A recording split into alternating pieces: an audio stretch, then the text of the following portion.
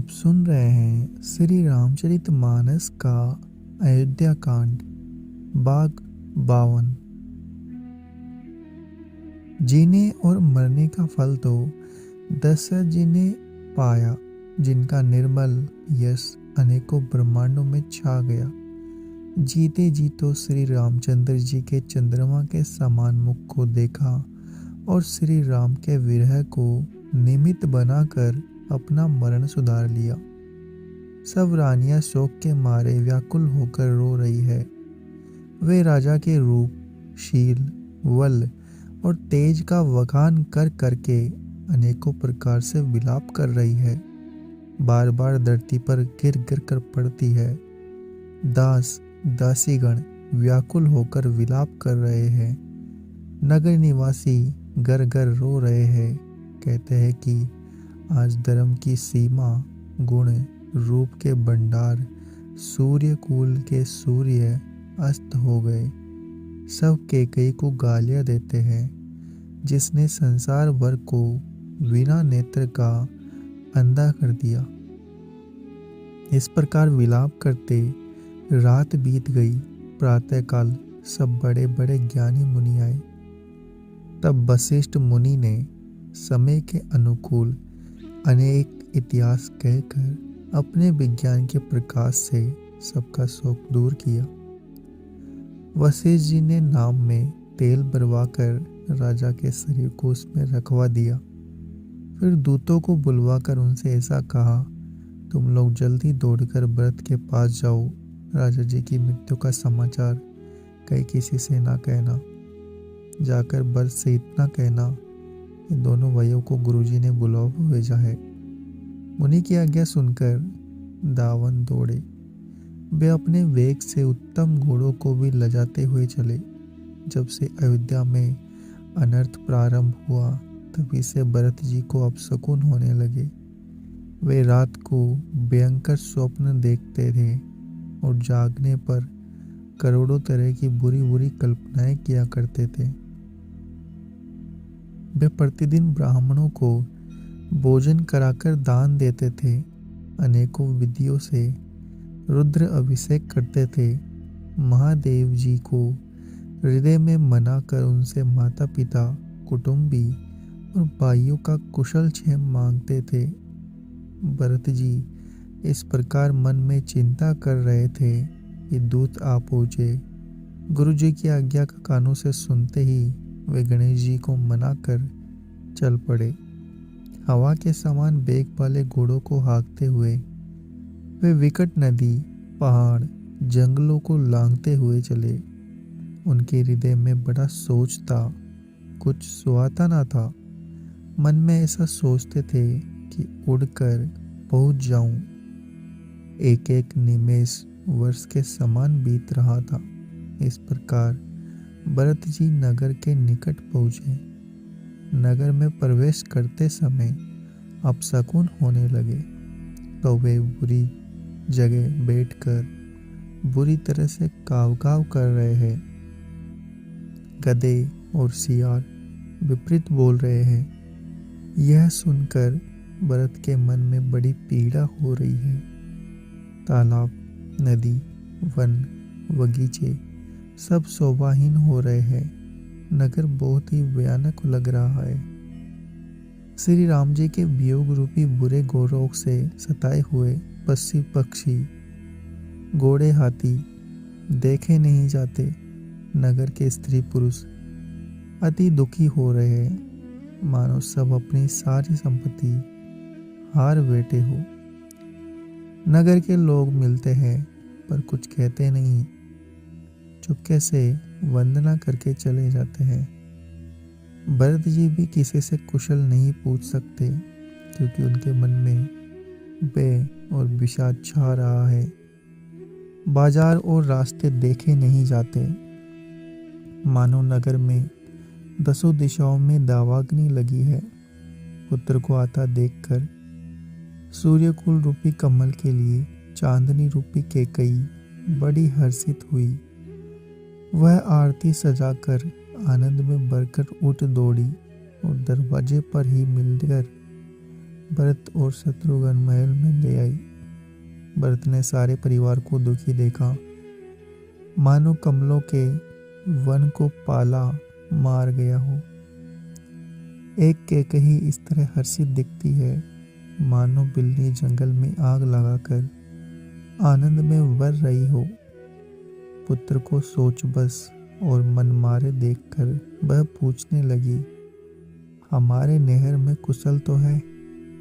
भरत जी ने सब कुशल कह सुनाई। फिर अपने कुल की कुशल क्षेम पूछी। भरत ने कहा, कहो पिताजी कहाँ हैं? मेरी सब माताएं कहाँ हैं? सीता जी और मेरे प्यारे भाई राम लक्ष्मण कहाँ हैं? पुत्र के स्नेहमय वचन सुनकर नेत्रों में कपट का जल भरकर पापिनी कैकेयी भरत के कानों में और मन में शूल के समान चुभने वाले वचन बोली, हे तात, मैंने सारी बात बना ली थी। बेचारी मंत्रा सहायक हुई, पर विधाता ने बीच में जरा सा काम बिगाड़ दिया। वह यह कि राजा देवलोक को पधार गए। भरत यह सुनते ही विषाद के मारे बेहाल हो गए, मानो सिंह की गर्जना सुनकर हाथी सहम गया हो। बे तात, तात, हे तात पुकारते हुए अत्यंत व्याकुल होकर जमीन पर गिर पड़े। विलाप करने लगे कि हे तात, मैं आपको चलते समय भी देख न सका। हाय, आप मुझे श्री राम जी को सौंप भी नहीं गए। फिर धीरज धर कर वे संभल कर उठे और बोले, माता, पिता के मरने का कारण तो बताओ। पुत्र का वचन सुनकर कैकेयी कहने लगी, मानो मर्म स्थान को पाँच कर उसमें जहर भर रही हो। कुटिल और कठोर कैकेयी ने अपनी सब करनी शुरू से प्रसन्न मन से सुना दी। श्री रामचंद्र जी का वन जाना सुनकर भरत जी को पिता का मरण भूल गया और हृदय में इस सारे अनर्थ का कारण अपनों को ही जानकर वे मौन स्तंभित रह गए। पुत्र को व्याकुल देखकर कैकेयी समझाने लगी, मानो जले पर नमक लगा रही हो। हे तात, राजा सोच करने योग्य नहीं है। उन्होंने पुण्य और यश कमाकर उसका पर्याप्त भोग किया। जीवन काल में ही उन्होंने जन्म लेने के संपूर्ण फल पा लिए और अंत में वे इंद्रलोक को चले गए। ऐसा विचार कर सोच छोड़ दो, समाज सहित नगर का राज्य करो। राजकुमार भरत जी यह सुनकर बहुत ही सहम गए, मानो पके गांव पर अंगार छू गया हो। उन्होंने धीरज धरकर बड़ी लंबी सांस लेते हुए कहा, पापिनी, तूने सभी तरह से कुल का नाश कर दिया। यदि तेरी ऐसी ही अत्यंत बुरी रुचि थी तो तूने जन्मते ही मुझे मार क्यों नहीं डाला? तूने पेड़ को काटकर पत्ते को सींचा है, मछली के जीने के लिए पानी को उलिझ डाला। मुझे सूर्यवंश, दशरथ जी पिता और राम लक्ष्मण से भाई मिले, पर हे जननी, मुझे जन्म देने वाली माता तू हुई। विधाता से कुछ भी बस नहीं चलता। अरे कुमती, जब तूने हृदय में यह बुरा विचार ठाना, उसी समय तेरे हृदय के टुकड़े टुकड़े न हो गए। वरदान मांगते समय तेरे मन में कुछ भी पीड़ा न हुई। तेरी जीभ गल नहीं गई, तेरे मुंह में कीड़े नहीं पड़ गए। राजा ने तेरा विश्वास कैसे कर लिया? विधाता ने मरने के समय उनकी बुद्धि हर ली थी। स्त्रियों के हृदय की गति विधाता भी नहीं जान सके। वह संपूर्ण कपट, पाप और अवगुणों की खान है। फिर राजा तो सीधे, सुशील, धर्मपरायण थे। वे भला स्त्री स्वभाव को कैसे जानते? अरे जगत के जीव जंतुओं में ऐसा कौन है जिसे श्री रघुनाथ जी प्राणों के समान प्यारे नहीं है? वे श्री राम जी भी तुझे अहित हो गए तो कौन है? मुझे सच सच कह, तू जो है सो है। अब मुंह में शाही पोत कर उठकर मेरी आंखों की ओट में जा बैठ। विधाता ने मुझे श्री राम जी से विरोध करने वाले हृदय से उत्पन्न किया, हृदय से राम का विरोधी जाहिर कर दिया। मेरे बराबर पापी दूसरा कौन है? मैं व्यर्थ ही तुझे कुछ कहता हूँ। माता की कुटिलता सुनकर शत्रुघ्न जी के सब अंग क्रोध से जल रहे हैं, पर कुछ वश नहीं चलता। उसी समय बाती बाती के कपड़ों गहनों से सजकर कुबरी वहां आई। उसे सजी देखकर लक्ष्मण के छोटे भाई शत्रुघ्न जी ने क्रोध में भर आए, मानो जलती हुई आग को घी की आहुति मिल गई हो। उन्होंने जोर से तक्कर कुबड़ पर एक लात जमा दी। वह चिल्लाती हुई मुंह के बल जमीन पर गिर पड़ी। उसका कुबड़ टूट गया, कपाल फूट गया, दांत टूट गए और मुंह से खून बहने लगा। वह कराहती हुई बोली, हाय देव, मैंने क्या बिगाड़ा जो भला करते बुरा फल पाया। उसकी यह बात सुनकर उसे नख से शिखा तक दुष्ट जानकर शत्रुघ्न जी जोटा पकड़ पकड़ कर उसे घसीटने लगे। तब दयानिधि भरत जी ने उसको छुड़ा दिया। दोनों भाई कौशल्या जी के पास गए। कौशल्या जी मैले वस्त्र पहने हैं, चेहरे का रंग बदला हुआ है, व्याकुल हो रही है, दुख के बोझ से शरीर सूख गया है। ऐसे दिख रही है मानो सोने की सुंदर कल्पलता को वन में पाला मार गया हो। भरत को देखते ही माता कौशल्या जी उठ दौड़ी, पर चक्कर आ जाने से मूर्छित होकर पृथ्वी पर गिर पड़ी। यह देखते ही भरत जी बड़े व्याकुल हुए और शरीर की सुध बुलाकर चरणों में गिर पड़े। फिर बोले, माता, पिताजी कहाँ हैं? उन्हें दिखा दे।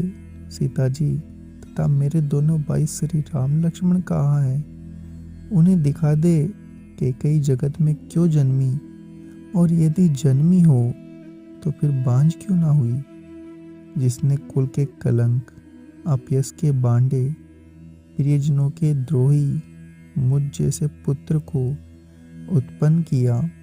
तीनों लोकों में मेरे समान अभागा कौन है, जिसके कारण है माता तेरी यह दशा हुई। पिताजी स्वर्ग में हैं और श्री राम जी वन में हैं। केतु के समान केवल मैं ही इन सब अनर्थों का कारण हूँ। मुझे धिक्कार है। मैं बांस के वन में आग उत्पन्न हुआ और कठिन दाह, दुख और दोषों का भागी बना। भरत जी के कोमल वचन सुनकर माता कौशल्या जी फिर संभल कर उठी। उन्होंने भरत को उठाकर छाती से लगा लिया, नेत्रों से आंसू बहाने लगी। सरल स्वभाव वाली माता ने बड़े प्रेम से भरत जी को छाती से लगाया, मानो श्री राम जी ही लौटकर आ गए हो। फिर लक्ष्मण जी के छोटे भाई शत्रुघ्न को सीने से लगाया। शोक और स्नेह हृदय में समाता नहीं है। कौशल्या जी का स्वभाव देखकर सब कोई कह रहे हैं, श्री राम माता का ऐसा स्वभाव क्यों ना हो। माता ने भरत जी को गोद में बिठा लिया और उनके आंसू पोंछकर कोमल वचन बोली, हे वत्स, मैं बलैया लेती हूँ, तुम अब भी धीरज धरो। बुरा समय जानकर शोक त्याग दो। काल और कर्म की गति अमिट जानकर हृदय में हानि और ग्लानि मत मानो। हे तात, किसी को दोष मत दो। विधाता मुझको सब प्रकार से उल्टा हो गया है। जो इतने दुख पर मुझे जिला रहा है, अभी भी कौन जानता है उसे क्या बह रहा है। हे तात, पिताजी की आज्ञा से श्री रघुवीर ने भूषण वस्त्र त्याग दिए, वल्कल वस्त्र पहन लिए। उनके हृदय में ना कुछ विषाद था, ना हर्ष। उनका मुख प्रसन्न था। मन में ना आसक्ति थी, ना रोग द्वेष। सबका सब तरह से संतोष कराकर वे वन को चले। यह सुनकर सीता जी भी उनके साथ लग गई। श्री राम के चरणों की अनुरागिणी वे किसी तरह ना रही। सुनते ही लक्ष्मण भी साथ ही उठ चले। श्री रघुनाथ ने उन्हें रोकने के बहुत यत्न किए, पर वे ना रहे। तब श्री रघुनाथ जी सबको सिर नवाकर सीता और छोटे भाई लक्ष्मण को साथ लेकर चले गए। श्री राम, लक्ष्मण, सीता वन को चले गए। मैं ना तो साथ ही गई, ना मैंने अपने प्राण उनके साथ भेजे। यह सब इन्हीं की आंखों के समान हुआ, तो भी अभागे जीवन से शरीर नहीं छोड़ा। अपने स्नेह की और देखते मुझे लाज भी नहीं आती। राम सरी के पुत्र की मैं माता, जीना और मरना तो राजा ने खूब जाना। मेरा हृदय तो सैकड़ों वज्रों के समान कठोर है। कौशल्या जी के भजनों को सुनकर भरत सहित सारा निवास व्याकुल होकर विलाप करने लगा। राजमहल मानो शोक का निवास बन गया। भरत शत्रुघ्न दोनों भाई विकल होकर विलाप करने लगे। तब कौशल्या जी ने उनको हृदय से लगा लिया। अनेकों प्रकार से भरत जी को समझाया। बहुत सी विवेक भरी बातें कहकर उन्हें सुनाई। भरत जी ने भी सब माताओं को पुराण वेदों की सुंदर कथाएं कहकर समझाया। दोनों हाथ जोड़कर भरत जी छल रहित पवित्र और सीधी सुंदर वाणी में बोले।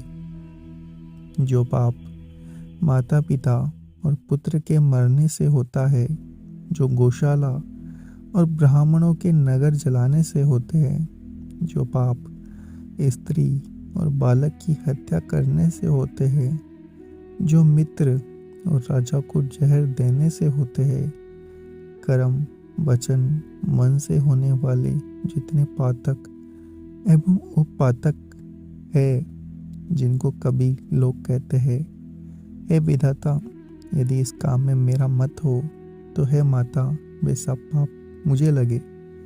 जो लोग श्री हरि श्री शंकर जी के चरणों को छोड़कर भयानक भूत प्रेतों को बसते हैं, हे माता, यदि इस पे मेरा मत हो तो विधाता मुझे उनकी गति दे।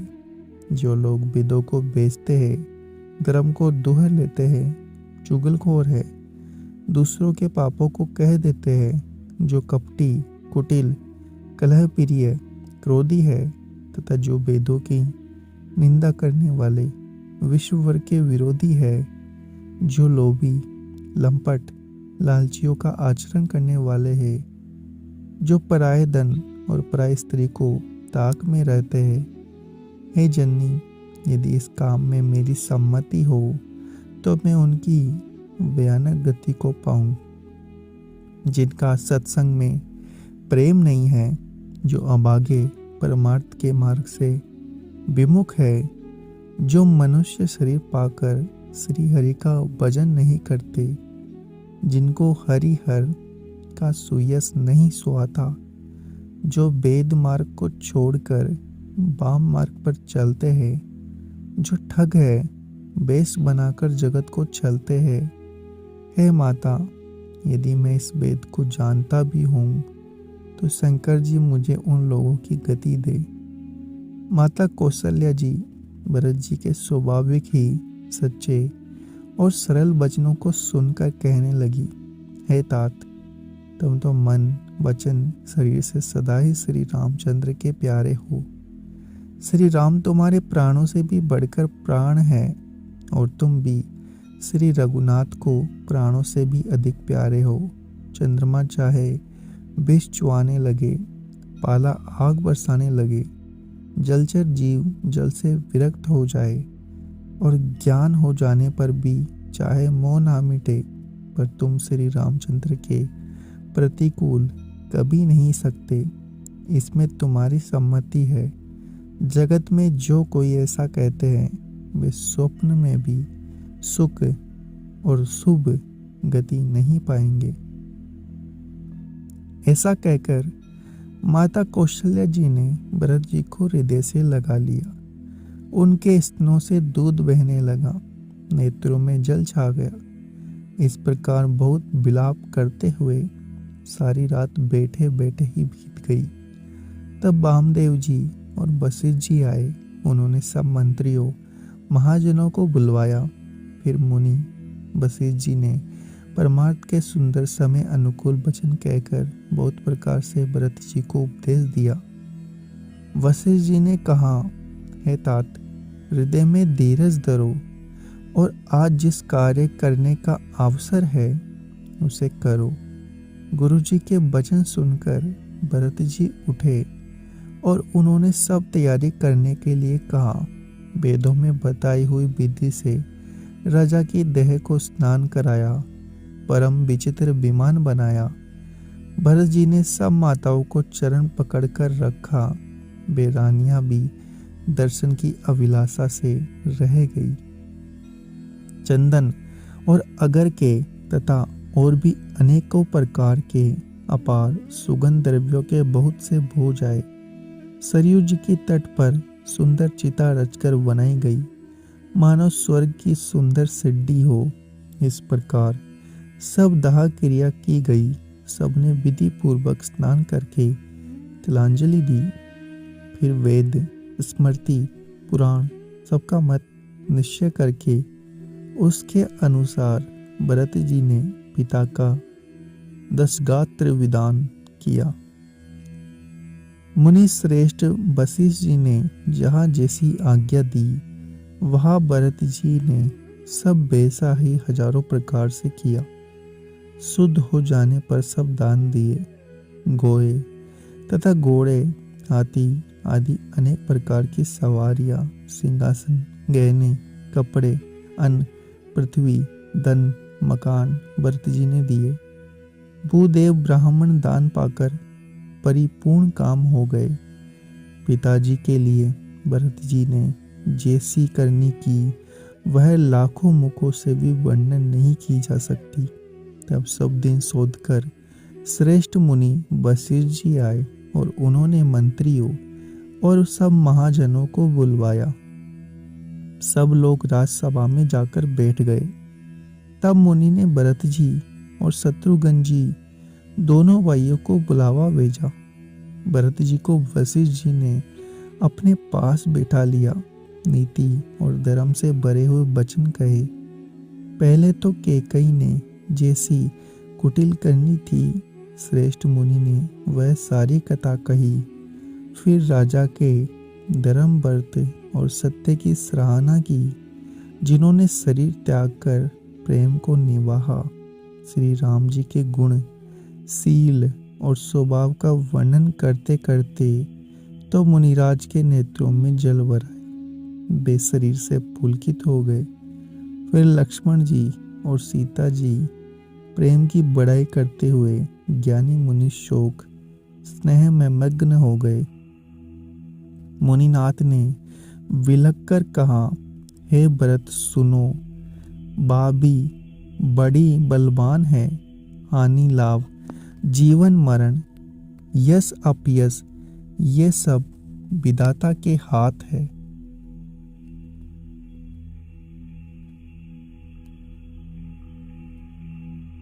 ऐसा विचार कर किसे दोष दिया जाए और व्यर्थ किस पर क्रोध किया जाए। हे तात, मन में विचार करो। राजा दशरथ सोच करने के योग्य नहीं है। सोच उस ब्राह्मण का करना चाहिए जो वेद नहीं जानता, जो अपना धर्म छोड़कर विषय भोग में लीन रहता है, उस राजा का सोच करना चाहिए। जो नीति नहीं जानता, जिसको प्रजा प्राणों के समान प्यारी नहीं है, उस वेश्या का सोच करना चाहिए जो धनवान होकर भी कंजूस है, जो अतिथि सत्कार तथा शिव जी की भक्ति करने में कुशल नहीं है।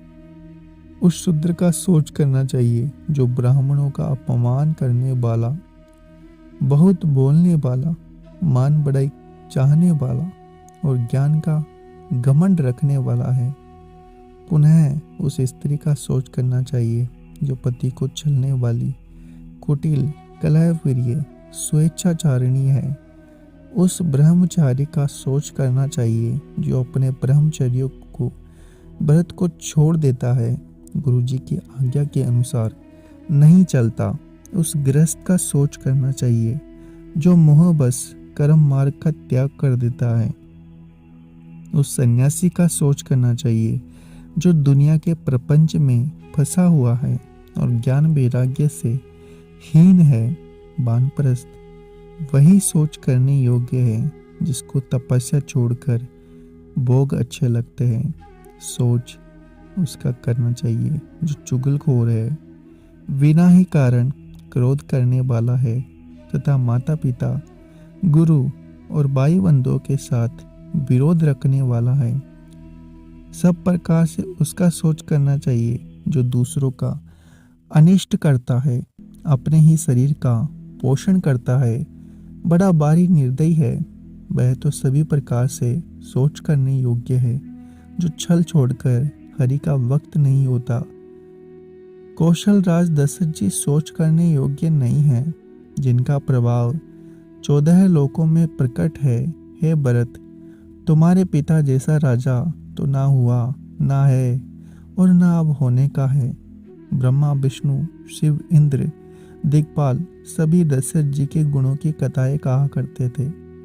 हे तात, कहो उनकी बड़ाई कोई किस प्रकार करेगा जिनके श्री राम, लक्ष्मण, तुम और शत्रुघ्न सरीखे पवित्र पुत्र है।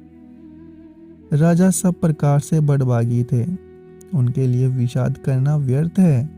यह सुन और समझकर सोच त्याग दो। राजा की आज्ञा सिर चढ़ाकर तदनुसार करो। राजा ने राजपद तुमको दिया है, पिता का वचन तुम्हें सत्य करना चाहिए, जिन्होंने वचन के लिए ही श्री राम जी को त्याग दिया। राम विरह की अग्नि में अपने शरीर की आहुति दे दी। राजा के वचन प्रिय थे, प्राण प्रिय नहीं थे। इसलिए हे तात, पिता के वचनों को प्रमाण करो, राजा की आज्ञा सिर चढ़ाकर पालन करो, इसमें तुम्हारी सब तरह भलाई है। परशुराम जी ने पिता की आज्ञा रखी, माता को मार डाला। सब लोग इस बात के साक्षी है। राजा ययाति ने पुत्र पिता को अपनी जवानी दे दी। पिताजी की आज्ञा पालन करने से उन्हें पाप और अपयश नहीं हुआ। जो अनुचित और उचित का विचार छोड़कर पिता के वचनों का पालन करते हैं, वे यहाँ सुख और सुयश के पात्र होकर अंत में इंद्रपुरी यानी कि स्वर्ग में निवास करते हैं। राजा का वचन अवश्य सत्य करो, शोक त्याग दो, प्रजा का पालन करो। ऐसा करने से स्वर्ग में राजा संतोष पाएंगे और तुमको पुण्य और सुंदर यश मिलेगा, दोष नहीं लगेगा। यह वेद में प्रसिद्ध है और स्मृति, पुराण आदि सभी शास्त्रों के द्वारा सम्मत है कि पिता जिसको दे वही राज तिलक पाता है। इसलिए तुम राज्य करो, ग्लानि का त्याग कर दो, मेरे वचन को हित समझकर मानो। इस बात को सुनकर श्री राम जी और जानकी जी सुख पाएंगे। कोई पंडित उसे अनुचित नहीं कहेगा। कौशल्या जी आदि तुम्हारी सब माताएं भी प्रजा के सुख से सुखी होंगी। जो तुम्हारे और श्री रामचंद्र जी के श्रेष्ठ संबंध को जान लेगा, वह सभी प्रकार से तुमसे भला मानेगा। श्री रामचंद्र जी के लौट आने पर राज्य उन्हें सौंप देना और सुंदर स्नेह से उनकी सेवा करना। मंत्री हाथ जोड़कर कह रहे हैं, गुरुजी की आज्ञा का अवश्य ही पालन कीजिए। श्री रघुनाथ जी के लौट आने पर जैसा उचित हो तब फिर वैसा ही कीजिएगा। कौशल्या जी भी धीर धर कर कह रही है पुत्र, गुरुजी की आज्ञा पत्य रूप है, उसका आदर करना चाहिए और हित मानकर उसका पालन करना चाहिए। काल की गति को जानकर विषाद का त्याग कर देना चाहिए। श्री रघुनाथ जी वन में हैं, महाराज स्वर्ग का राज्य करने चले गए और हे तात, तुम इस प्रकार कातर हो रहे हो। हे पुत्र, कुटुंब, प्रजा, मंत्री, सब माताओं के सबके एक तुम ही सहारे हो। विधाता को प्रतिकूल और काल को कठोर देखकर धीरज धरो। माता तुम्हारी बलिहारी जाती है। गुरु की आज्ञा को सिर चढ़ाकर उसी के अनुसार कार्य करो। प्रजा का पालन कर कुटुंबियों का दुख हरो। भरत जी के गुरु के वचनों और मंत्रियों के अभिनंदन को सुना, जो उनके हृदय के लिए मानो चंदन के समान शीतल थे। फिर उन्होंने शील, स्नेह और सरलता के रस में सनी हुई माता कौशल्या जी की कोमल वाणी सुनी। सरलता के रस में सनी हुई माता की वाणी सुनकर भरत जी व्याकुल हो गए। उनके नेत्र कमल जल बहाकर हृदय के विरह रूपी नवीन अंकुर को सींचने लगे। नेत्रों के आंसुओं ने उनके वियोग दुख को बहुत ही बढ़ाकर उन्हें अत्यंत व्याकुल कर दिया। उनकी यह दशा देखकर उस समय सबको अपने शरीर की सुध भूल गई।